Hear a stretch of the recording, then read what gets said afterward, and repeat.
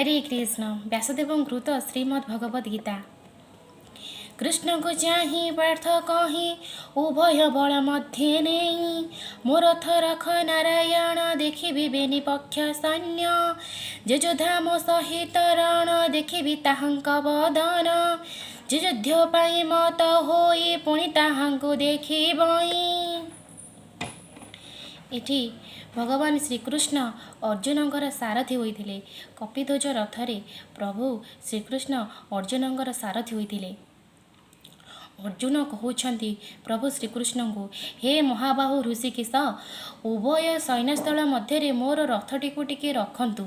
मु जो माने युद्ध विलासी होई आसिछंती सेमानंको टिके देखिबी एवं मो सहित जो माने युद्ध करिया पे आसुछंती सेमानंको मु मध्य टिके आगो देखिबी।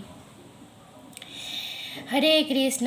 यदा यदा हि धर्मस्य ग्लानिर्भवति भारत अद्भुतथानं मदनमस्य आत्मानं सृजाम्यहं परित्राणाय साधूनां विनाशाय च दुष्कृतां धर्म संस्थापनार्थाय संभवामि जुगे जुगे।